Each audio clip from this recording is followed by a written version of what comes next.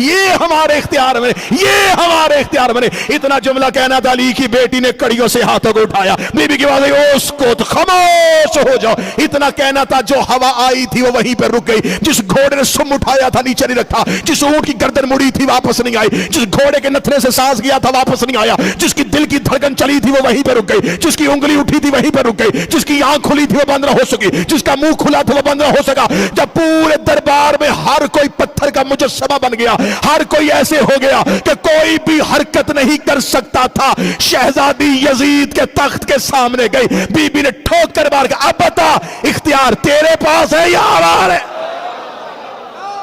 قربانی عقل ہی دے گی، عشق دے گا، محبت دے گی۔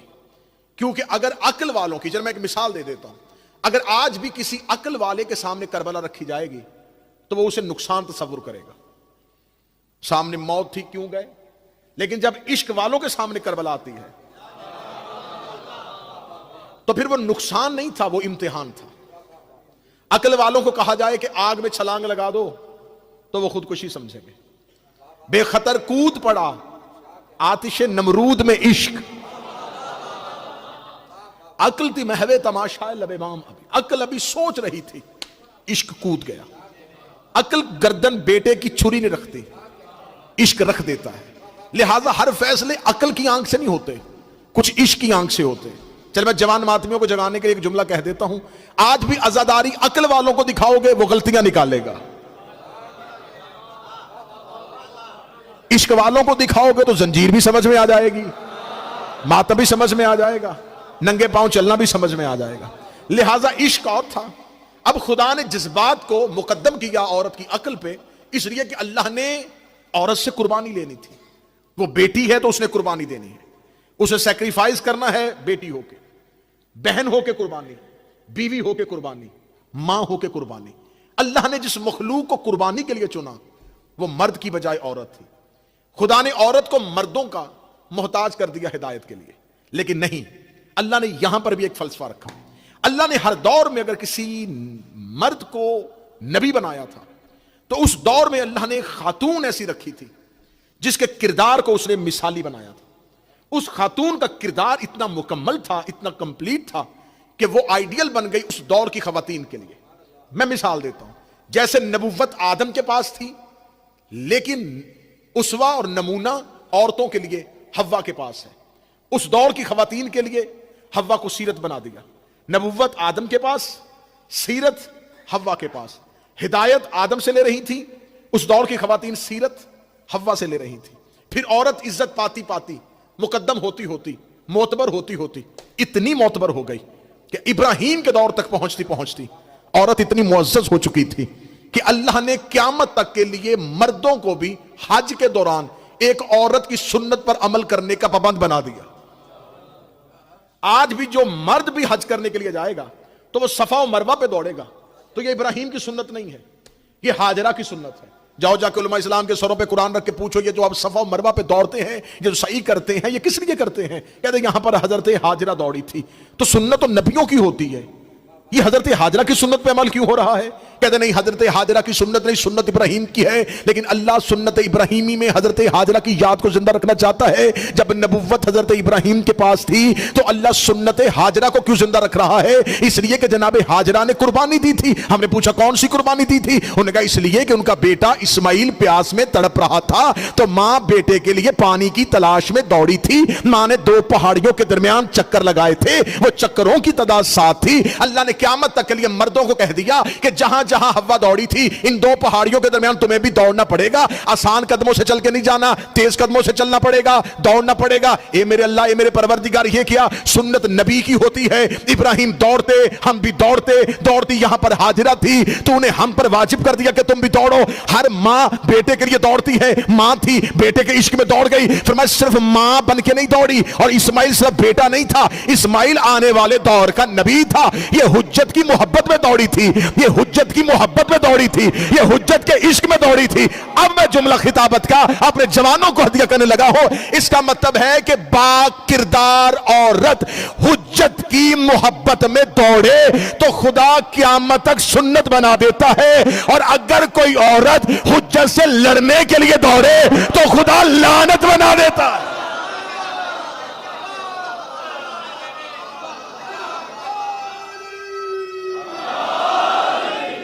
طرح کے کردار.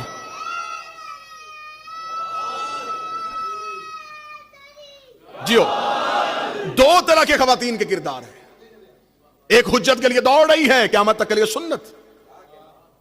میں تمہید سے گزر گیا ہوں اور مجھے بڑی جلدی نتائج کے قریب جانا ہے. اس کا مطلب عورت حضرت ابراہیم کے دور تک آتی آتی اتنی معتبر, اتنی معزز ہو چکی تھی کہ ہاجرہ کی صورت میں کردار سامنے آ گیا تھا.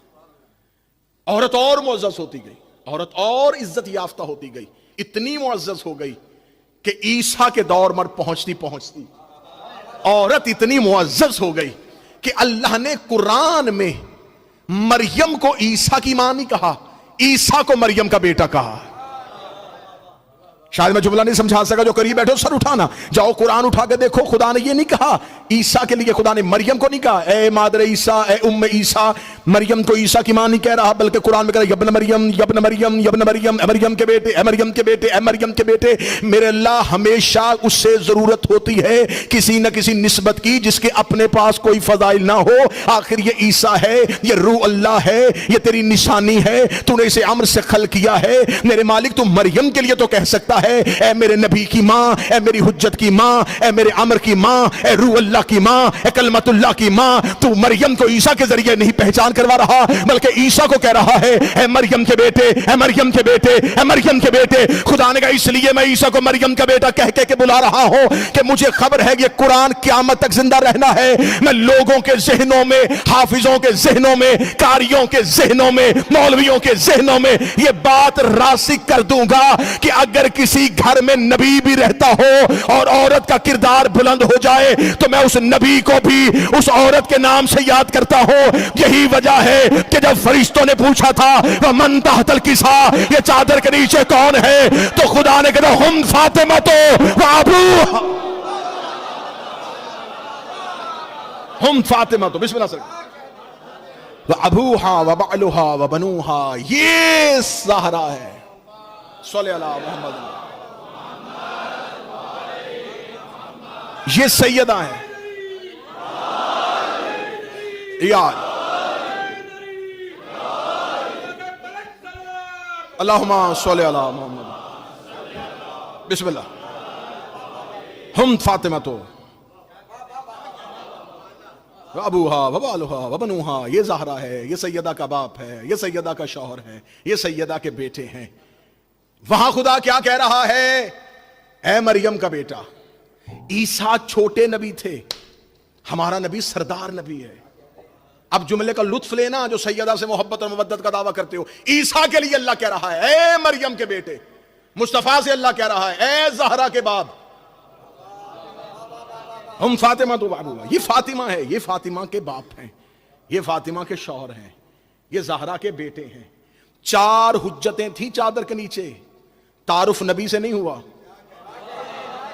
تعارف علی سے نہیں ہوا, تعارف حسن سے نہیں ہوا, تعارف حسین سے نہیں ہوا. مجمع کو درمیان میں چھوڑنے کا میں عادی نہیں. اگر کسی کی فکر میں ہلکا سا بھی ایک خیال پرواز کر رہا ہے کہ خدا نے یہ کیوں کیا تھا, نبی کے ذریعے تعارف کیوں نہیں کروایا, علی کے ذریعے تعارف کیوں نہیں کروا دیتا, کہہ دیتا کہ نبی ہے کہ نبی کی بیٹی ہے, کہہ دیتا کہ علی ہے کہ علی کی زوجہ, کہہ دیتا حسنین حسنین کی ماں. خدا نے زہرا کے ذریعے تعارف کیوں نہیں کروایا؟ سوال فرش سے نہیں آیا تھا, سوال عرش پہ آیا تھا. یہ سوال مدینے کے کسی صحابی نے نہیں کیا تھا, یہ آسمان کے فرشتے نے کیا تھا. اور عرش پر یہ خاندان پہچانا ہی فاطمہ کے نام سے جاتا. عرش پر اس خاندان کی پہچان ہی زہرا کی وجہ سے. عورت جناب مریم کے دور میں آتی آتی معتبر ہو گئی اور نبی کی پہچان بن گئی. پھر عورت جناب خدیجہ کے دور میں آئی تو آخری نبوت کا سہارا بن گئی. پھر عورت ایک ایسے اوج کمال پہ پہنچی, ایک ایسی بلندیوں کی سدرۃ المنتہا کو عورت نے چھو لیا کہ عورت قیامت تک کے لیے یہی سجدے میں پڑی رہے تو اس کے اعزاز کے لیے یہی کافی ہے کہ زہرا خاتون ہے, سیدہ خواتین میں سے ہے. اللہ نے جناب سیدہ تک پہنچتے عورت کو مکمل کر دیا. ہر دور کا نبی کلمہ پڑھاتا گیا, لیکن سیرت ہر دور میں یا حوا سے لے لو, یا آسیہ سے لے لو, یا ہاجرہ سے لے لو, یا مریم سے لے لو. اس کا مطلب قرآن نے بہت برگزیدہ خواتین کا تذکرہ کیا. خدا نے جن خواتین کا تذکرہ کیا ان میں ہاجرہ بھی ہے، ان میں مریم بھی ہے، اس میں آسیہ بھی ہے، اس میں سارہ بھی ہے، اس میں حوا بھی ہے۔ آج کی خواتین، آج کی خاتون قرآن اٹھائے اور قرآن اٹھا کے کہ ٹھیک ہے میں حوا کی سیرت پہ عمل کروں گی، میرے لیے آئیڈیل حوا ہے، وہ حوا کی سیرت پہ عمل کر ہی نہیں سکتی کیونکہ حوا کے پاس مکمل سیرت ہی نہیں ہے۔ حوا بتا ہی نہیں سکتی کہ ماں باپ کا احترام کیسے کرنا ہے۔ چلیں آج کی عورت سے کہیں کہ مریم سے سیرت لے لے، مریم کے پاس بھی سیرت مکمل نہیں کیونکہ مریم بتا ہی نہیں سکتی کہ شوہر کا احترام کیسے کرنا۔ پھر ایک ایسی خاتون چاہیے جس کا کوئی وصف بھی خالی نہ ہو۔ اللہ نے سیدہ پہ آ کے کمال کر دیا، اوصاف مکمل کر دیے۔ زہرا کا بابا نبیوں کا سردار، زہرا کا شوہر ولیوں کا سردار، زہرا کے بیٹے جنت کے سردار۔ جس بی بی کے گھر میں اتنے سردار رہتے ہو، کسی کمی کی بیٹی کی اوقات ہی کیا ہے؟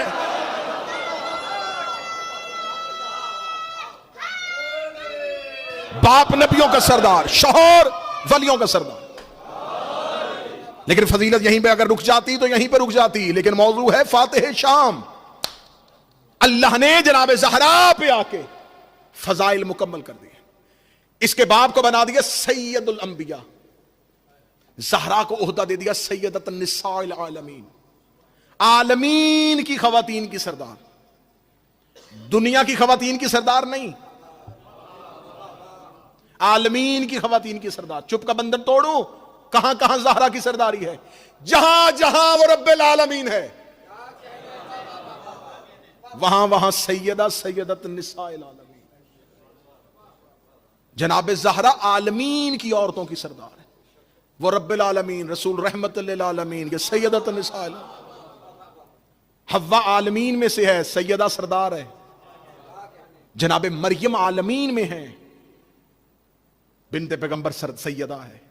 حتیٰ کہ جناب خدیجہ عالمین میں سے ہیں، سیدہ سردار ہے۔ اب آؤ کسی عورت سے کہو فضائل مکمل ہو گئے جناب زہرا پہ آ کے۔ خواتین کی دنیا کا سب سے بڑا ٹائٹل سیدہ کو مل گیا، اس کے بعد کوئی عہدہ نہیں اللہ کے پاس۔ سیدۃ النساء العالمین، عالمین کی عورتوں کی سردار، اسے چن لیا، بس اب مجھے کسی خاتون کی ضرورت نہیں، اسے سیدہ بنا دیا۔ اب یہی سیدہ رہے گی عالمین کی۔ حوا سے عورت کی عزت شروع ہوئی تھی، سیدہ پہ آ کے مکمل ہو گئی۔ نبوت آدم سے شروع ہوئی تھی، رسالت پہ آ کے مکمل ہو گئی۔ دین آدم سے شروع ہوا تھا، غدیر میں مکمل ہو گیا۔ اب ساری تکمیل اور سارا دین مکمل، نبوت مکمل، ولایت مکمل، خواتین کی عزت مکمل۔ اب اس گھر میں تکمیل ہو گئی، اسے عہدہ دے دیا سیدۃ النساء العالمین۔ بڑے حساس مرحلے پہ پہنچ گیا، مجھے پڑھنا ہے فاتح شام۔ اب سیدہ کے پاس سارے اوصاف، سارے فضائل ہیں۔ سیرت مکمل ہے یا نہیں ہے؟ مکمل سیرت ہے، لیکن میں معافی مانگ کے کہوں گا آج کی خاتون اگر زہرا سے سیرت لے گی تو ایک گوشہ ادھورا رہ گیا۔ سیدہ یہ نہیں بتا سکی کہ بھائی کے ساتھ کیسے چلنا ہے۔ اسے جبر مشیت سمجھوں یا ارادہ پروردگار سمجھوں کہ زہرا کے بھائی تھے اور خدا نے لے لیے؟ سیدہ یہ نہ بتا سکی کہ کوئی بہن ہو کے بھائی کے ساتھ ایسے چلتی ہے۔ اب اللہ کو ایک خاتون ایسی چاہیے جس کے پاس یہ وصف بھی مکمل ہو۔ اب اگر اللہ کوئی علیحدہ خاتون بنائے گا تو یہ ٹائٹل سیدۃ النساء اٹھا کے اسے دینا پڑے گا، یہ عہدہ اسے دینا پڑے گا۔ اللہ نے اسی زہرا کی گود میں ایک بیٹی اتاری، پھر اسے علیحدہ نام سے نہیں پکارا، اسے کہہ دیا ثانیہ زہرا، دوسری مرتبہ زہرا، دوسری دفعہ زہرا۔ یہ زہرا ہی کا دوسرا حصہ ہے۔ وہ زہرا، اگر میں کہوں فاتح شام کون ہے، زینب بنت علی صلوات اللہ علیہا کون ہے، تو یہ زہرا کا دوسرا حصہ ہے۔ اور اگر میں کہوں زہرا کون ہے تو یہ زینب کا پہلا حصہ ہے۔ جب تک ان دونوں کو نہ پڑھا جائے عورت کی تکمیل نہیں ہو سکتی۔ اب اس بی بی کو کیا بنایا؟ فاتح شام، ثانیہ زہرا، ثانیہ زہرا بنا دیا۔ کسے؟ علی کی بیٹی کو۔ اب اس شہزادی سے اللہ نے ایک کام لیا۔ خدا نے کہا کہ عورت کی عزت کو تو میں نے مکمل کر دیا، جب میں نے دین کو مکمل کر دیا غدیر میں، اس غدیر کا تحفظ ہوگا کربلا میں۔ موضوع کے ساتھ جڑے رہیے گا۔ دین مکمل ہوگا غدیر میں، غدیر کا تحفظ ہوگا کربلا میں۔ اب اللہ کو کربلا کے تحفظ کے لیے کوئی ہستی چاہیے تھی جو محسنائے کربلا بنتی, جو محافظہ کربلا بنتی. اب اس بی بی کے پاس ایک آپ لقب سے اس کی آزادی کو یاد کرتے ہیں, فاتح شام. تذکرہ سنتے سنتے اب دل میں دعا ضرور کرتے جائیے گا, اللہ شام کے حالات کو بہتر کرے, اللہ ناصبیوں کو وہاں سے نیست و نابود فرمائے, بی بی کے حرم کی آزادی برقرار رکھے, بی بی کے حرم کی وہ رونق و عزا برقرار رکھے. اس شہزادی کے پاس ایک عہدہ ہے فاتح شام, باپ ہے فاتح خیبر, بیٹی ہے فاتح شام. یہ نوجوان سر اٹھانا, یہ شہزادی, میں فضائل پڑھ رہا ہوں, گئی تو بظاہر رسیاں پہن کے تھی محمد بھائی, لیکن بی بی نے شام فتح کیسے کر لیا, کس انداز میں بی بی نے شام فتح کیا؟ کوئی کہتا خطبے سے لڑی تھی, کوئی کہتا نہیں بی بی نے تقریریں ایسی کی تھیں شام میں لرزا گیا. نہیں, فاتح شام اسی دن ہو گئی تھی جس دن پہلا قدم شام میں رکھا تھا. اور میں تمہیں بتاؤں کہ بی بی نے شام فتح کیسے کیا تھا. جب رسول مکہ میں تھے اس لمحے مکہ میں بنی امیہ نے رسول پر زندگی کو تنگ کر دیا, عرصہ حیات کو تنگ کر دیا. جب رسول فاتح بن کے مکہ میں داخل ہوئے تو رسول پاک رات کی تاریکی میں مکہ میں داخل نہ ہوئے, رات کی تاریکی مکہ کے باہر گزاری, صبح کا سورج طلوع ہوا, رسول سفید پرچم امن کا نشان لے کر مکہ میں داخل ہو گئے. رسالت مآب کا مکہ میں داخل ہونا تھا, رسول مکہ میں جا کے بیٹھے. صبح سے لے کے شام تک رسول کی بارگاہ میں, رسول کے دربار میں ان لوگوں کو پیش کیا جاتا رہا, یا رسول اللہ یہ وہ شخص ہے جو آپ پہ کوڑا پھینکتا تھا, رسول نے فرمایا معاف کیا. یا رسول اللہ یہ وہ شخص ہے جو آپ کے خلاف بیہودہ اشعار پڑھتا تھا, میں نے معاف کیا. یا رسول اللہ یہ وہ شخص ہے جس نے آپ کے رستے میں کانٹے بچھائے تھے, جاؤ ہم نے معاف کیا. یا رسول اللہ یہ وہ شخص ہے جس نے آپ پر مسجد میں گندگی پھینکی تھی, جاؤ ہم نے معاف کیا. یا رسول اللہ یہ وہ شخص ہے جو آپ کی نقلیں اتارا کرتا تھا, جاؤ ہم نے معاف کیا. صبح سے لے کے شام تک مکہ میں رسول کی زبان سے ایک ہی لفظ نکل رہا تھا, جاؤ ہم نے تمہیں معاف کیا, جاؤ ہم نے تمہیں معاف کر دیا. تاریخ انسانیت نے یہ پہلا فاتح دیکھا تھا جو آیا تو فتح کرنے کے لیے تھا لیکن کردار سے فتح کر رہا تھا, لفظوں سے فتح کر رہا تھا. صبح سے لے کے شام تک دربار رسالت میں ایک ہی لفظ گونجتا رہا, جاؤ ہم نے تمہیں معاف کیا, جاؤ ہم نے تمہیں معاف کیا. رحمت اس دن طواف کیے ہوئی تھی, سب کو معافی کا اعلان ہو رہا تھا, سب کو معاف کیا جا رہا تھا. جب سب کی معافی کی خبر اس وقت کے سب سے بڑے سردار ابو سفیان کے کانوں تک پہنچی کہ وہ تو سب کو معاف کر رہا ہے, اس نے اشعار پڑھنے والوں کو معاف کر دیا, اس نے کوڑا پھینکنے والی کو معاف کر دیا, اس نے پتھر مارنے والوں کو معاف کر دیا. یہ بھی اپنے ذہن میں ارادہ لے کے گیا رسول مجھے بھی معاف کر دے گا. یہ قیدی ہونے کی حیثیت سے رسول کی بارگاہ میں رسول کے سامنے گیا. رسول کے سامنے کون گیا؟ یزید کا دادا معاویہ کا باپ ابو سفیان رسول کی بارگاہ میں رسول کے سامنے آیا. اس کے ذہن میں تھا جس نے صبح سے کہا ہم نے تمہیں معاف کیا, ہم نے تمہیں معاف کیا, ہم نے تمہیں معاف کیا, یہ مجھے بھی کہہ دے گا جا میں نے تجھے معاف کیا. جو ہی رسول کے کان میں یہ بتایا گیا یا رسول اللہ بنی امیہ کا سردار ابو سفیان آیا ہے, رسالت مآب کی نظریں پڑی. اب نظر رحمت کی نہیں تھی, اب نظر جلالت کی تھی. اب رسول کے ماتھے پہ رحمت کی شکن نہیں تھی, رسول کے ذہن پہ, رسول کے اعصاب پہ, رسول کے اعصاب پہ وزن طاری ہوا. رسول نے پاؤں سے لے کے سر تک اسے دیکھا, دیکھنے کے بعد رسول کے لب ہلے. اب اور رخ لکھنے والا تھا کہ رسول نے کہہ دیا کہ جا میں نے تجھے معاف کر دیا. اب تاریخ انسانیت دیکھنا چاہتی تھی کہ وہ سب سے بڑے دشمن کو کیا کہے گا. رسالت مآب نے یہ جملہ نہیں کہا کہ جا میں نے تجھے معاف کیا, شیعہ سنت والی زامن ہے. رسالت مآب نے اپنے چہرے کو پھیرا اور پھیرنے کے بعد کہا جا میں نے تجھے آزاد کیا. جو قریب بیٹھو یہ متصل رہنا, جا میں نے تجھے آزاد کیا. اب یہ معافی نہیں تھی, یہ آزادی تھی. معاف نہیں کیا, آزاد کیا. کتنی دیر زندہ رہا یہ مکہ کی گلیوں میں کہتا رہا کاش اس دن عبداللہ کا بیٹا مجھے قتل کر دیتا. اس نے یہ بوجھ رکھ دیا میرے سر کے اوپر کہ میں سردار تھا مکہ کا اور مجھے گلیوں میں لوگ کہتے تھے یہ ہے وہ جسے مصطفیٰ نے آزاد کیا ہے. اس نے مجھے آزاد کیوں کیا, آزاد کیوں کیا. میں پوری تاریخ یوں لمحوں میں بند کرنے لگا ہوں اور فاتح شام پہ آنے لگا. اسے کیوں کہا جا میں نے تجھے آزاد کیا. جتنی دیر زندہ رہا سر پہ بوجھ رہا, بظاہر مسلمان تو ہو گیا لیکن سازش اسلام کے خلاف کرتا رہا. اس وجہ سے کہ رسول نے کہا تھا جا میں نے تجھے, جا میں نے تجھے, جا میں نے تجھے. اس جملے کو ذہن میں رکھنا, میں اسی پہ مجلس ختم کر دوں گا. جا میں نے تجھے آزاد کیا. مرتا ہوا اپنے بیٹے کو کہہ گیا اب یہ مکہ تمہارے رہنے کے قابل نہیں رہا کیونکہ مکہ میں قبائلی تعصب ہے, ایک دوسرے کے ساتھ حسد ہے. اگر تم میری نسل مکہ میں پروان چڑھی تو لوگ میری نسلوں کو تانا دیا کریں گے. یہ اس کے بیٹے ہیں جسے بنی ہاشم کے ایک نے آزاد کیا تھا, لہٰذا تم بطور قبیلہ عزت نہیں بنا سکو گے, بطور خاندان اپنا وقار قائم نہیں کر سکو گے. اب مکہ چھوڑ دینا, مدینہ میں نہ جانا. مدینہ میں وہ اپنی ریاست قائم کر چکا ہے. کسی اور ملک کا انتخاب کرنا, وہاں جا کے اپنی حکومت بنانا, کلمہ پڑھنے کے بعد اسلام کو اپنے ہاتھ میں لے لینا, اور جب کبھی تمہارے پاس تخت, طاقت, اقتدار آئے, اسی مصطفیٰ کی نسل میں سے کسی ایک کو تم بھی بلانا, یوں دربار میں کھڑا کرنا اور اسے کہنا جا میں نے تجھے آزاد کیا. کیونکہ عربوں میں کینہ بڑا مشہور تھا, بغض بڑا مشہور تھا. یہ دادے کا بدلہ پوتا لے لیا کرتا تھا. یہ نسلوں میں دشمنی نہیں چھوڑتے تھے, ان کی 10 نسلیں دشمنیاں نہیں چھوڑتی تھی. اس نے یہ دشمنی اپنے بیٹے کو گھٹی میں دے دی, وراثت میں دے دی, میراث میں دے دی. میں ہسٹری بند کرنے لگا ہوں, تاریخ بند کرنے لگا ہوں. اپنے بیٹے سے کہا چھوڑ مکہ, کہیں اور جا کے آباد ہو. بیٹے نے جا کے شام کو آباد کر لیا. یہ شام میں جا کے بیٹھ گیا.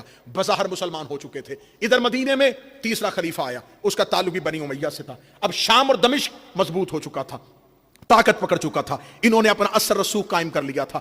دمشق اور دمشق شام کے سارے علاقوں کے اوپر یہ قابض آ چکے تھے. اب انہیں پتہ چل گیا ہماری امپائر قائم ہو چکی, ہماری سلطنت قائم ہو چکی ہے. اب اس کا بیٹے نے چاہا کہ میں وہی کام کروں جو میرے باپ نے مجھے حکم دیا تھا کہ کسی نہ کسی خاندان پیغمبر ذریت مصطفیٰ میں سے کسی ایک کو لا کے کہنا جا میں نے تجھے آزاد کیا, جا میں نے تجھے آزاد کیا, جا میں نے تجھے آزاد کیا. بس اسی ایک فکر کے ساتھ وہ زندہ رہا. اس نے علی کے خلاف سازشیں کی. علی اس کی سازش کو سمجھ گئے. امیر المومنین کوفہ میں آ کے بیٹھ گئے. علی نے بھی مدینہ کو چھوڑ دیا. علی نے کیپٹل مدینہ نہ بنایا. مولا امیر المومنین نے اپنی خلافت کے دور میں اپنا کیپٹل کوفہ بنا لیا. علی کبھی سفین میں لڑے, علی کبھی جمل میں لڑے, علی کبھی نہروان میں لڑے. علی نے اس کی سازش کو کامیاب نہ ہونے دیا. مولا امیر المومنین کے بعد اس نے مولا امیر المومنین کے وفادار دوستوں کو خرید لیا. امام حسن کو تنہا کر دیا. امام حسن نے ایک ایگریمنٹ کیا, ایک معاہدہ کیا. اس معاہدے کے بعد امام حسن نے بظاہر اس کو حکومت دے دی. آج تک مورخ اس غلط فہمی میں ہے حسن نے صلح کر لی تھی, حسن نے صلح کر لی تھی, حسن نے صلح کر لی تھی. جو اٹھتا ہے سوشل میڈیا پہ میری قوم پہ اعتراض کر دیتا ہے امام حسن نے صلح کر لی تھی, امام حسن نے صلح کر لی تھی, امام حسن نے صلح کر لی تھی. جبکہ تاریخیں بھری پڑی ہیں کہ امام حسن نے کون سی صلح کی تھی. ایک معاہدہ کیا تھا, ایک معاہدہ کیا تھا, کچھ سکے اپنی منوائی تھی. امام حسن نے معاہدہ کرنے کے بعد یہ حکومت دے دی تھی. کہتے نہیں وہ معاہدہ نہیں تھا, وہ ایگریمنٹ نہیں تھا, وہ تو صلح تھی. اگر امام حسن نے صلح کی تھی پھر اٹھاؤ قرآن کیا کہتا ہے. جب اللہ نے ابلیس کو اپنی بارگاہ سے نکالا تھا تو ابلیس نے اللہ کی بارگاہ سے نکلتے ہوئے ایک جملہ کہا تھا, میں نے تیری عبادت کی ہے. ایسے کرتے ہیں, ایک معاہدہ کر لیتے ہیں, کچھ شرطیں تو منوا لے, کچھ میں منوا لیتا ہوں. وہ ساری شرطیں, وہ سارا ایگریمنٹ, وہ سارا معاہدہ آج بھی قرآن میں لکھا ہوا ہے. خدا نے ابلیس کے ساتھ ایک ایگریمنٹ کر لیا. خدا نے ابلیس کا کیا چاہتا ہے, اس کا زندگی. خدا نے کہا موت تجھے نہیں دوں گا, جہاں چاہے گا وہاں پہنچ جانا, جہاں چاہے گا تیری طاقت بھی بخش دیتا ہوں, تجھے زندگی بھی بخش دیتا ہوں, تجھے مدت معینہ تک میں تمہیں موت بھی نہیں دوں گا, لیکن تو میرے مخلصین تک نہیں پہنچے گا, تو میرے خالص بندوں کو گمراہ نہیں کر سکے گا, تو ہدایت کے راستے پہ بیٹھ کے بھی میرے لوگوں کو گمراہ نہیں کر سکے گا. اس معاہدے کی ایک ایک شرط آج بھی قرآن میں لکھی ہے. آج بھی تراویحوں میں قرآن پڑھنے والے اللہ اور ابلیس کے درمیان ہونے والے معاہدے کو قرآن میں پڑھتے ہیں. میں پوری دنیا میں ذکر حسین کے لیے جاتا ہوں, مجھے آج تک کوئی مسلمان ایسا نہیں ملا جس نے یہ کہا ہو اللہ اور ابلیس کے درمیان صلح ہو گئی تھی, اللہ اور ابلیس کے درمیان صلح ہو گئی تھی, اللہ اور ابلیس کے درمیان صلح ہو گئی تھی. اللہ ابلیس سے معاہدہ کر لے تو ابلیس کی لعنت میں کوئی فرق نہیں پڑتا. حسن معاویہ سے معاہدہ کر لے تو اس پہ لعنت میں بھی کوئی فرق نہیں.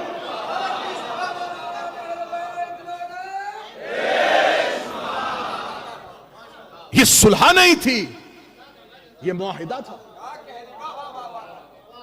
معاہدے کو صلح کا نام دو گے تو جو رسول نے مکہ کے کفار کے ساتھ صلح حدیبیہ کی تھی اسے کیا کہو گے؟ کیا رسول نے ان کے دین کو مان لیا تھا؟ یہ معاہدہ تھا. اب اس نے پوری کوشش کی کہ امام حسن کو بلائے اور شام میں کھڑا کر کے کہے جا میں نے تجھے آزاد کیا. موضوع کے ساتھ رہیے گا. امام حسن نے اپنی حکمت, اپنی بصیرت نظر امامت کے ساتھ بھانپ لیا. امام حسن علیہ السلام نے حکومت چھوڑ دی. امام حسن جانتے تھے یہ کیا کرنا چاہتا ہے. اس کی زندگی گئی, چلا گیا ابو سفیان کا بیٹا. مرتے مرتے اپنے بیٹے کو کہہ گیا میرا باپ ایک وصیت کر کے گیا تھا, میں نے پوری زندگی کوشش کی, میں نے دمشق میں حکومت کی, میں نے بہت کوشش کی کہ میں خاندان پیغمبر کا کوئی فرد لے کے آؤں, میں لانے میں کامیاب نہ ہو سکا. علی نے میری ہر سازش کو سمجھ لیا, مجھے سفین میں ہرایا, مجھے جمل میں میری سازش کو ناکام بنایا, مجھے نہروان میں علی نے اکیلا کر دیا. اب تو وقت ضائع نہ کرنا, میرے بعد تخت پہ بیٹھتے ہی پہلا کام یہ کرنا خاندان پیغمبر کے فرد سے بیعت مانگنا. اگر وہ بیعت نہ کرے انہیں قید کر لینا, انہیں قید کر کے شام لے آنا. شام لا کے ایک بار اپنے تخت پہ بیٹھ کے کسی ایک کو کھڑا کر کے کہہ دینا جا میں نے تجھے آزاد کیا. جب تو یہ کہہ دے گا ہماری حکومت کا نشہ پورا ہو جائے گا, ہم نے اپنے باپ کی وصیت پہ عمل کر لیا, پھر بنی امیہ قیامت تک سر اٹھا کے جئیں گے, ہم نے بنی ہاشم سے بدلہ لے لیا. یزید ملعون تخت پہ بیٹھا, اس نے حسین سے بیعت کا مطالبہ کیا, حسین ابن علی نے انکار کیا. 28 رجب کو اپنے انصار, اپنے احباب, اپنے رشتہ دار, اپنی خواتین کے ساتھ حسین ابن علی چلے. حسین مکہ میں پہنچے, اس نے قاتل بھیجے, حسین نے مکہ چھوڑا. حسین عازم سفر ہوئے, حسین نینوا کے جنگل میں آ گئے, حسین غازریہ پہنچ گئے, حسین کربلا پہنچ گئے. کربلا میں حسین نے اس کی سازش کو ناکام بنایا. اس نے اپنے لشکر کے سردار عمر ابن سعد سے کہہ دیا تھا تو نے حسین کو قتل کرنا ہے, لیکن حسین کے خاندان میں سے, خاندان پیغمبر میں سے ایک مرد بچانا ہے, ایک مرد زندہ رکھنا ہے جسے تو نے شام لے کے آنا ہے, ورنہ جنہوں نے حسین کا اصغر شہید کر دیا تھا وہ سید الساجدین کو بھی شہید کر سکتے تھے. اس کا حکم تھا ایک زندہ رکھنا ہے, ایک بچا کے لے کے آنا ہے, کسی ایک فرد کو لے کے آنا. سید الساجدین امام محمد باقر یہ کربلا سے نکلے, شام کی طرف انہیں قید کر کے لے کے جایا جا رہا تھا. یہ کربلا سے نکلے, یہ ہوتے ہوئے کوفہ سے, یہ گلیوں اور بازاروں سے نکلتے ہوئے شام کی طرف یہ کارواں چل رہا تھا, شام کی طرف یہ قافلہ چل رہا تھا. جیسے جیسے یہ قافلہ رسالت پیغمبر, یہ قافلہ دین و ہدایت, یہ کاروان توحید شام کی طرف جا رہا تھا. شام میں دمشق سج چکا تھا, گلیاں سج گئی تھی, بازار سج گئے تھے. اس نے منادی کروا دی, جہاں جہاں کوئی سفیر رہتا ہے شام پہنچے. آج ہم وہی 70 سال پرانا بدلہ لینے لگے ہیں. وہ جو میرے دادے کو کہا تھا جا میں نے تجھے آزاد کیا, جا میں نے تجھے آزاد کیا, آج میں وہ بدلہ لینے لگا ہوں. آج اس بدلے کا وقت آ گیا ہے. اس نے مورخ بلا لیے, اس نے عمرہ بلا لیے, اس نے سفیر بلا لیے. شام دمشق کا دربار اس نے بھر دیا. دمشق بھر چکا تھا, بازاروں میں رش تھا, گلیوں میں رش تھا, بازاروں میں تعطیل ہو چکی تھی. آج بنی ہاشم سے بدلہ لیا جائے گا. آج بنی امیہ وہ 70 سال پرانا بدلہ لیں گے. یہ شام کے بازار تک دربار سب کچھ سج چکا تھا. یہ کاروان توحید شام کے بازار میں ہوتا ہوا علی کی بیٹی کی قیادت میں یزید کے محل کی جانب بڑھ رہا تھا. بی بی کا پہلا قدم دربار میں آیا. دربار میں سید الساجدین کا فاتح شام کا پہنچنا تھا. یزید تخت پہ بیٹھا, اس نے اپنے سر پہ اپنے باپ والا تاج رکھا, اس نے سونے کی زنجیریں پہنی. اس نے کہا آج بنی امیہ اپنا وقار دنیا کو بتائیں گے, ہم بنی ہاشم سے بدلہ لیں گے. آج وہ پرانی اور درینہ دشمنی کے بدلے کا دن آ گیا ہے. یہ تخت پہ بیٹھا دربار کھچا کھچ بھرا ہوا تھا اور مورخین ہاتھوں میں کاغذ قلم لے کے لکھنے کے لیے تیار بیٹھے تھے کہ یزید نے وہ بدلہ لے لیا. سید الساجدین ہاتھوں میں زنجیریں پہن کے اس کے تخت کے سامنے آ کے کھڑے ہوئے. اس نے اپنے دل میں ارادہ کیا کہ وہ لفظ کہوں جو 70 سال پہلے مکہ میں کہا گیا تھا, جب میں نے تجھے آزاد کیا. جملہ اس کے دل سے نکل کے اس کی زبان کی نوک میں بھی آیا, ابھی اس کے منہ اور لب کھلے نہ تھے. یہ سجاد کے کاندھے پہ ایک مستور کا ہاتھ آیا. علی کی بیٹی نے سجاد کو پیچھے ہٹایا اور یزید کو دیکھا, یبنہ تلکا, وہ ہمارے آزاد کردہ غلام کے بیٹے.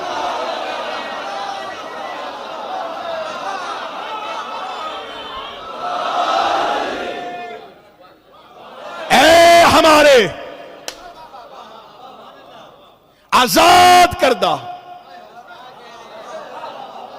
غلام کے بیٹے. آپ یہ نہ سمجھیں گے غلام تو اہل بیت کی غلامی تو آزاد ہوتی ہے تو انہیں اہل بیت غلام کہہ رہے, نہیں, تلکا کا لفظ آیا ہے. قبلہ تشریف فرما ہے طلاق وہ آزادی ہے جس کے بعد واپسی نہیں ہوتی. ہاں, جہاں آزاد کے لیے بہت سے غلام کو آزاد کیا جائے, حر بھی آزاد کردہ غلام کو کہتے ہیں, لیکن یہ وہ غلام ہوتا ہے جو آزاد ہو جائے اور پھر واپس نہ لیا جائے. بی بی نے کہا اے ہمارے آزاد کردہ غلام کے بیٹے. اب اس نے دربار اپنا بھرا تھا اور مورخ نے لکھ دیا کہ ایک بی بی نے دربار میں کھڑے ہو کے حاکم وقت کو کہا ہمارے غلام کے بیٹے. مورخین اپنے بلائے تھے, تاریخ زینب کی لکھی جا رہی تھی, کاغذ قلم اس کا خریدا ہوا تھا اور شجاعت سیدہ کی لکھی جا رہی تھی. اے ہمارے آزاد کردہ غلام کے بیٹے, جنہوں نے مکہ دیکھا ہی نہیں تھا, جنہوں نے مدینہ دیکھا ہی نہیں تھا, جو لوگ بہت بعد میں مسلمان ہوئے اور دمشق کو مرکز اسلامی سمجھتے تھے, انہی کی عادت و اتوار کو دین سمجھتے تھے, ان کے لیے یہ بات بڑی نہیں تھی. انہوں نے سر اٹھایا, سر اٹھا کے ہم نے تو تیری بیعت کی, ہم نے تو تیرے باپ کی بھی بیعت کی, ہمیں آج پتا چلا تم لوگ غلام کی اولاد ہو, فاتح شام کیوں بنی, تم غلام زادے ہو. تم تو کہتے تھے کہ تم تو مکہ میں سردار تھے, تم تو مکہ میں راج کرتے تھے, تو یہ بی بی کیا ہے, یہ کیا کہہ رہی ہے, غلام کے بیٹے. دربار بھر گیا, آوازیں آنی شروع ہوئی, یہ تو غلام کا بیٹا ہے, یہ تو غلام کا بیٹا ہے. یہ تو عرب تانا سمجھتے تھے کسی پسرے غلام کا کسی چھوٹے خاندان کے بندے کی بیعت کر لی جائے. انہوں نے کہا ہم نے کیا کیا, کس کی بیعت کر لی, یہ خاتون کہہ رہی ہے یہ غلام کا بیٹا ہے. دربار میں شور مچا, کون ہے یہ, کون ہے یہ, کون ہے یہ. اب شہزادی کڑیوں میں بولی, بیوی نے کہا یزید تعارف تو کروائے گا یا میں کرواؤں؟ تو بتائے گا تو کون ہے یا میں بتاؤں کہ میں کون ہوں؟ یہ کہہ کے بی بی نے خطبہ شروع کیا.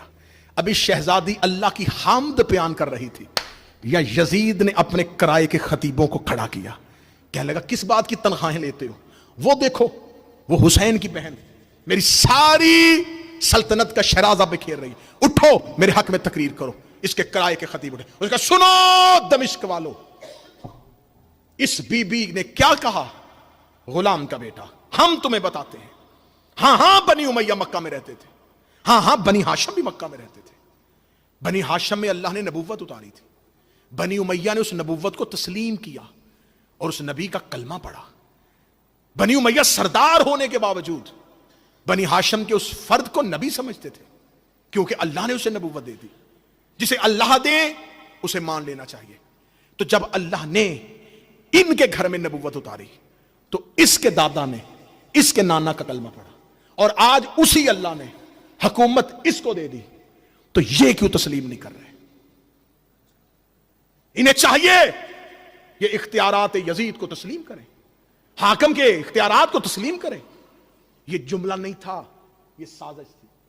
اگر اس سازش کا جواب نہ ہوتا آج مورخ لکھ دیتا کہ ہاں ہاں یہ دلیل ہے کہ اللہ نے جب انہیں طاقت دی, اختیار دیا, اقتدار دیا تو انہوں نے مانا. جب اللہ نے وہی اقتدار انہیں دیا تو یہ کیوں نہیں مان رہے؟ بار بار دربار سے ایک آواز آ رہی تھی, اللہ نے اختیار دیا ہے, اللہ نے اختیار دیا ہے, اللہ نے اختیار دیا ہے.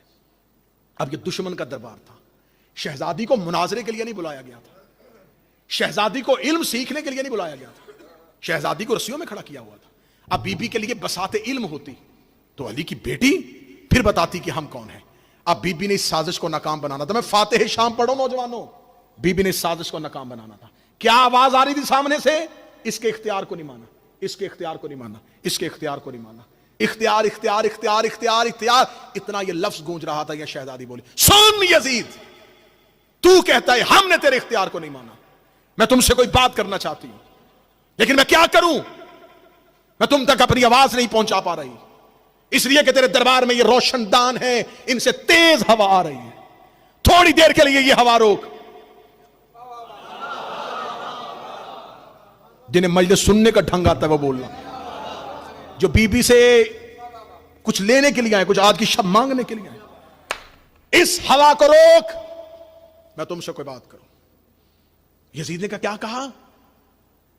کہہ کے لگا کے آواز دی, یزید حاکم وقت بنت علی کہہ رہی ہے کہ ہوا کو روک. کہکوں کی آواز گونجی, ہوا کو کون روک سکتا ہے؟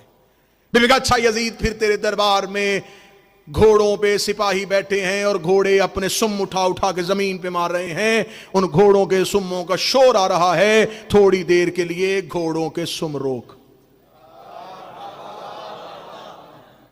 پھر کہہ کے کی آواز آئی, یہ کون روک سکتا ہے؟ تیرے دربار میں اونٹ کھڑے ہیں اور اونٹ اپنی گردنوں کو ہلا رہے ہیں, ان کی گردنوں میں گھنٹیوں کا شور ہے, یہ شور روک. جو جوان بیٹھے ہو کلیجے پہ ہاتھ رکھنا, میں فاتح شام کی عزت کا جملہ پڑھنے لگا ہوں. اتنا جملہ کہنا تھا. یزید نے کہا کیا کہہ رہی ہے علی کی بیٹی, کیا کہہ رہی ہے؟ حسین کی ماں کبھی کہتی ہے کہ تو ہوا رو, کبھی کہتی ہے سم رو, کبھی کہتی ہے اونٹوں کے گردنوں کی گھنٹیاں روک. یہ سب کچھ کون روک سکتا ہے؟ انسان تو یہ کام نہیں کر سکتا, انسان تو ان چیزوں پہ قادر ہی نہیں ہے. کون کر سکتا ہے؟ کون کر سکتا ہے؟ یہ ہمارے اختیار میں نہیں, یہ ہمارے اختیار, یہ ہمارے اختیار میں, یہ ہمارے اختیار میں نہیں. اتنا جملہ کہنا تھا. علی کی بیٹی نے کڑیوں سے ہاتھوں کو اٹھایا, بی بی کی آواز آئی, اس کو خاموش ہو جاؤ. اتنا کہنا تھا. جو ہوا آئی تھی وہ وہیں پہ رک گئی. جس گھوڑے نے سم اٹھایا تھا نیچے نہیں رکھا, جس اونٹ کی گردن مڑی تھی واپس نہیں آئی, جس گھوڑے کے نتھنے سے سانس گیا تھا واپس نہیں آیا, جس کی دل کی دھڑکن چلی تھی وہ وہیں پہ رک گئی, جس کی انگلی اٹھی تھی وہیں پہ رک گئی, جس کی آنکھ کھلی تھی وہ بند نہ ہو سکی, جس کا منہ کھلا تھا وہ بند نہ ہو سکا. جب پورے دربار میں ہر کوئی پتھر کا مجسمہ بن گیا, ہر کوئی ایسے ہو گیا کہ کوئی بھی حرکت نہیں کر سکتا تھا, شہزادی یزید کے تخت کے سامنے گئی. بی بی نے ٹھوک کر مار کے, اب بتا اختیار تیرے پاس ہے یا ہمارے؟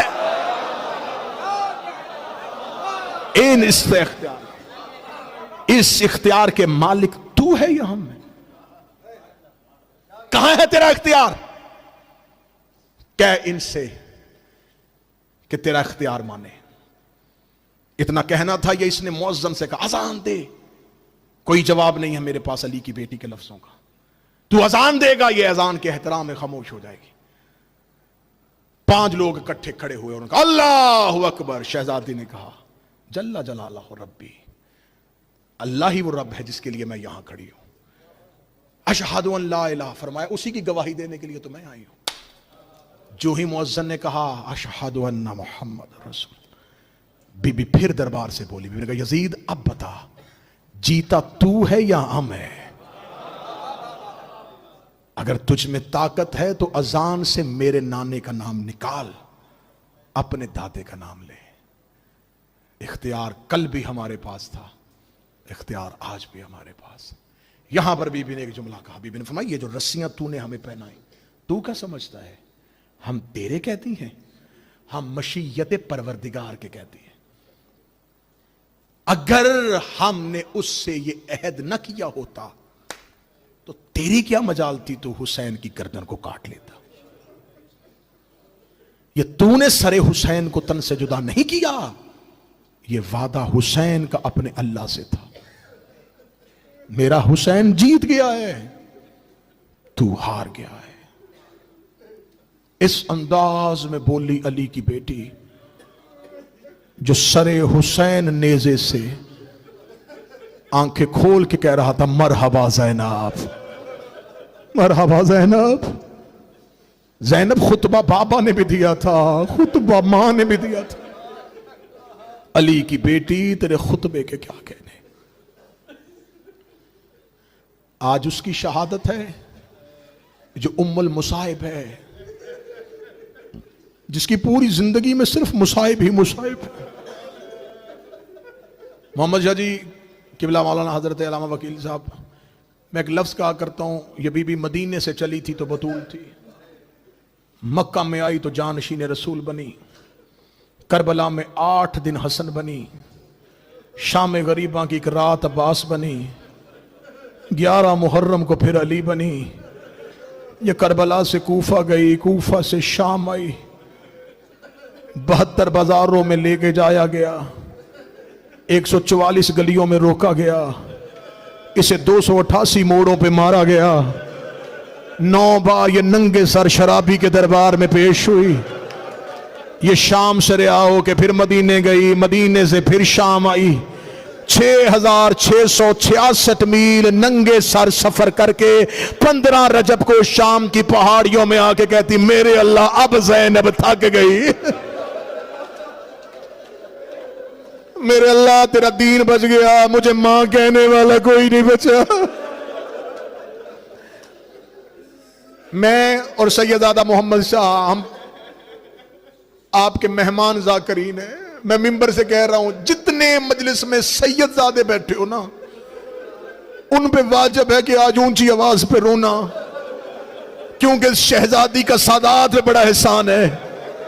آج بھی پوری دنیا میں جا کے دیکھو, کوئی کہتا میں حسنی سید ہوں, کوئی کہتا میں حسینی سید ہوں, کوئی کہتا میں موسوی سید ہوں, کوئی کہتا میں رضوی سید ہوں, کوئی کہتا میں نقوی سید ہوں, کوئی نہیں کہتا میں زینبی سید ہوں, کوئی نہیں کہتا میں زینب کا بیٹا ہوں.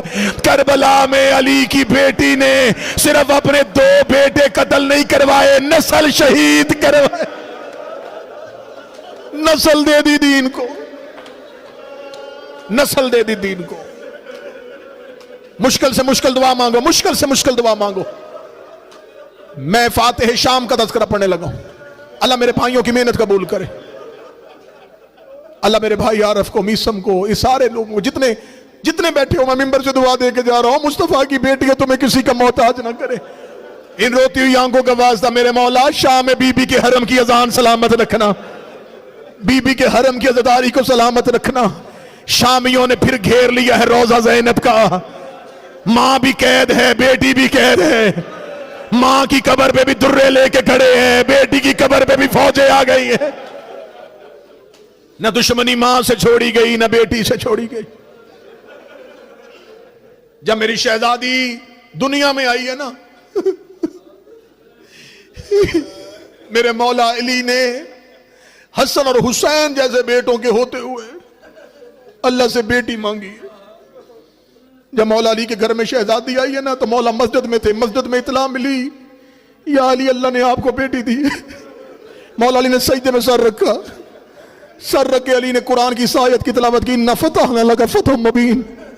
علی نے پروردگار کا شکر کیا. علی گھر آئے, جب علی گھر آئے زہرا گود میں زینب کو لے کے بیٹھی تھی. سیدہ زہرا رو رہی تھی. علی کی آواز آئی, فاطمہ اللہ نے رحمت دی ہے, رو کیوں رہی ہے؟ فرمایا علی جب سے بیٹی دنیا میں آئی ہے اس نے آنکھیں نہیں کھولی, اس کی آنکھیں بند ہیں. مولا امیر المومنین نے اپنے ہاتھوں کو بڑھایا, ہاتھوں کو بڑھا کے پہلی بار علی نے بیٹی کو ہاتھوں پہ لیا. اب میں جملہ چھپا کے پڑھوں گا, جو ماتم کر سکے کر دینا. علی نے ایک دن کی زینب کی کلائیوں کو چوما, علی نے بیٹی کی کلائیوں کو چوما. چومنے کے بعد علی کی آواز آئی, زینب آنکھیں کھول, دیکھ بابا ملنے کے لیے آیا ہے. علی کی بیٹی کی آنکھیں بند رہی ہیں. حسن کی نظر پڑی, مولا حسن کی آواز آئی, بابا کیوں رو رہے ہو؟ فرمایا بہن دنیا میں آئی آنکھیں نہیں کھول رہی. مولا حسن نے زینب کو ہاتھوں میں لیا, سینے سے لگا کے کہا زینب آنکھیں کھول, میں تیرا بھائی حسن ہوں. علی کی بیٹی کی آنکھیں نہ کھلی. یا کربلا کا غریب حسین آ گیا. مولا حسین کی آواز آئی, آج میرے گھر میں رونے کی آوازیں کیوں آ رہی ہیں؟ بی بی زہرا کی آواز آئی, حسین اللہ نے بہن دی ہے, میرے کہنے پہ آنکھیں نہیں کھول رہی, بابا کے کہنے پہ نہیں کھولی, حسن کے کہنے پہ نہیں کھولی. حسین کی آواز آئی, لاؤ میری زینب کو میرے ہاتھوں پہ دو. زینب حسین کے ہاتھوں پہ آئی. حسین جیسے قاری قرآن سینے سے لگاتا ہے ویسے بہن کو سینے سے لگایا. حسین زمین پہ بیٹھ گئے, رو کے کہتے تو آپ کو کیا پتا غریبوں سے بات کیسے کرتے ہیں. رو کے حسین کی آواز آئی, زینب آنکھیں کھول, مجھے حسین کہتے. حوصلے کے ساتھ جملے سنتے آنا. زینب آنکھیں کھول, مجھے حسین کہتے. علی کی بیٹی نے بند آنکھوں کو کھولا. اہل بیت کے چہرے پہ مسکراہٹ آ گئی. حسین کے کہنے پہ زینب نے آنکھیں کھول دی. حسین کے کہنے پہ زینب نے آنکھیں کھول دی. یہ قرض حسین پہ آ گیا. جب زینب بڑی ہو گئی, حسین کہتے زینب تو نے میرے کہنے پہ آنکھیں کھولی تھی. رو کے کہتی حسین میں نے قرضہ دیا ہے میں واپس لوں گی. حسین میں نے بچپن میں تیرے کہنے پہ آنکھیں کھولی تھی. حسین ایک وقت میں کہوں تو آپ آنکھیں کھول لینا. ساری زندگی مولا حسین قرضہ سر پہ لے کے رہے. اللہ جانے زینب کب کہے کربلا آ گئی قرضہ واپس نہ لیا. حسین کا سر تن سے جدا ہو گیا, بی بی نے قرضہ واپس نہ لیا. سر حسین نیزے پہ آ گیا. علی کی بیٹی نے قرض واپس نہ لیا. ادھر شام کے بازار میں زینب کا پہلا قدم آیا, ادھر پتھروں کی بارش ہوئی. حسین نے اپنی آنکھیں بند کرنا شروع کی. زینب کی آواز آئی, آنکھیں کھول, آنکھیں کھول, میں نے 70 قدم پہ آپ کی ضربیں دیکھی ہیں. آنکھیں کھول, بہن کو بازار میں چلتا دے. اجرکم اللہ, اجرکم اللہ. اے حسین, اے حسین ابن علی, میں نے 70 قدم پہ آپ کی ضربیں دیکھی ہیں. اے بھیا حسین آنکھیں کھولیے, بہن کو بازار میں چلتا ہوا دیکھیے, بہن کا خطبہ سنیے. میں ممبر پہ ہوں, میں بہت کوشش کرتا ہوں کہ میں ممبر سے بازار شام نہ پڑھوں. میں خود مولا حسین علیہ السلام کا عزادار ہوں, مہمان ہوں تمہارا. میں ممبر پہ ہاتھ باندھ کے قسم کھا کے کہتا ہوں, جو کتابوں میں بازار لکھا ہے نا اس کا 10واں حصہ بھی تمہیں نہیں سنایا گیا. ہم صرف اتنا ذاکرین پڑھتے ہیں کہ پتھروں کی بارش ہوئی اور آپ رو رو کے گھروں کو چلے جاتے ہیں. چلے قبلہ تشریف فرمایا, میں ممبر پہ قرآن زامر بنا کے تمہارے رونے کے لیے جملہ کہنے لگا ہوں. صرف پتھروں کی بارش نہیں ہوئی, شام کی کمینی عورتوں نے کپڑوں کو آگ لگا لگا کے علی کی بیٹیوں پہ پھینکی ہے. جس کے پاس گرم پانی تھا اس نے گرم پانی پھینک دیا, جس کے پاس پتھر تھا اس نے پتھر پھینک دیا. مولا سجاد کہتے جب بازار شام عبور کیا, دیوار کے ساتھ کھڑی ہوئی علی کی بہو بیٹیاں, میں پہچان ہی نہیں سکا ان میں اکبر کی ماں کون ہے, ان میں اصغر کی ماں کو. کیسے گزری بازار سے نہیں پڑھ سکتا, نہیں پڑھ سکتا. بس میں یہاں پر ایک ہی جملہ کہا کرتا ہوں, گزری نہیں گزاری گئی. بازار میں آئی نہیں لائی گئی. ऊंटों से उतरी नहीं, गिराई गई। ऊंटों से उतरी नहीं, सवारियों से गिराई गई। बस जितना बर्दाश्त कर सकोगे उतना पढ़ देता हूं। अली की बेटी ने बाजार शाम का कुछ रास्ता ऐसे अबूर किया था जैसे अकबर की लाश पे हुसैन आए थे। तो नहीं रो सका, तेरा मुकद्दर है। मैं पढ़ गया जुमला मुसाहिब। आप अज़ादार हैं, मातमी है, नूहा खान है, आप करबला जाते हैं, शाम जाते हैं। जितनी दफा शाम जाओ वहां के लोगों से पूछो बाजार शाम, कोई कहता इस गली से गुजरी, कोई कहता अली की बेटी सूके हमीदिया से गुजरी, कोई कहता नहीं बाजार दमिश्क से गुजारा गया। शाम की कोई गली ऐसी गली ही नहीं थी जहां से अली की बेटियों को नहीं गुजारा। हर बाजार से गुजरी हैं अली की बेटियां। सिर्फ एक मरकजी बाजार से नहीं, शाम की तंग और तारीक गलियों से गुजारा गया। मेरे जहन में ज़माना-ए तालिब इल्मी से लेके ज़माना-ए मिंबर तक ये जुमला न आ सका जब तक मेरे पास तहकीक नहीं थी। मैं मिंबर पे नहीं पढ़ता था। मेरे जहन में हमेशा सवाल आता था कि दरबार को एक बाजार जाता है, ये फिर ये बीबी को गलियों में क्यों लेके गए थे? ये बीबी शाम की गलियों में क्यों गई? इस बीबी को शाम के चौकों पे क्यों गुजारा गया? मैंने फाज़िले दमिश्क इस आलमे दीन से जिनकी जिंदगी के 40 साल शाम में गुजरे थे, मैंने उनसे सवाल किया था, किबला क्या जब शाम में जाते हैं तो कहते हैं तंगो तरीक गलियों से गुजारा गया, चौकों और चौराहों से गुजारा गया? मुझे बता सकते हैं कि बीबी का बाजार में जाने वाला रास्ता कौन सा था? उस आलमे दीन ने अपने सर से सियाह अमामा उतारा, रो के कहने लगे शाम की वो गली गली ही नहीं थी जहां से अली की बेटी को नहीं गुजारा गया। मैंने कहा दरबार को रास्ता एक जाता था, ये बीबी को हर गली से क्यों गुजारा गया? उन्होंने कहा ये रवायत सुन लेना, फिर जहां हो सके मेरी तस्दीक से पढ़ लेना।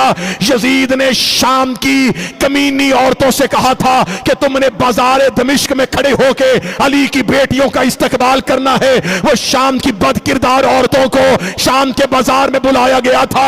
ये औरतें बाजार में आई, बाजार का रश इतना ज्यादा था, ये अपने घरों में वापस गई। इन्होंने यजीद के महल में इतला दी, हम गई थी बाजार में, लेकिन बाजार का माहौल हमारे खड़े होने के लायक नहीं था, हम अपने घरों में वापस आ गई हैं, हम अपनी छतों में बैठती हैं, तो अली की बेटियों को हमारी गलियों से गुजार। शाम की बदकिरदार औरतें अपने मकानों की छतों पे चली गई, और जिसकी मां का जनाजा आधी रात को उठा था, वो कभी इस बाजार कभी उस बाजार रो रो के कहती रही अब्बास अब्बास। आखिरी 2 मिनट पढ़ने लगा, आखिरी 2 मिनट। मैं कौन सा कत्ल पढ़ूं अली की बेटी का? मैं कौन सी शहादत पढ़ूं? जो शाम गरीबा चादर छिनी वो पढ़ूं? बस मैं बीबी का एक नोहा पढ़ के मिंबर छोड़ने लगा हूं। जब आ गई थी ना बीबी वापस, बीबी जब शाम से कैदों की रिहाई के बाद वापस आई थी, कैद की रिहाई के बाद बीबी सीधी गई थी कब्र रसूल पे। कब्र रसूल पे जाके बीबी ने एक नोहा पढ़ा था, जो नोहा मुसाहिब की किताबों में लिखा है। अभी मेरे बाद मास्टर मोहम्मद शाह सब नोहा पढ़ेंगे, ये किसी शायर का या इनका लिखा हुआ होगा, ये पढ़ेंगे। मैं वो नोहे की 4 सतरें पढ़ूं जो अली की बेटी ने पढ़ा है, जिसकी आज शहादत मनाने उसने पढ़ा है।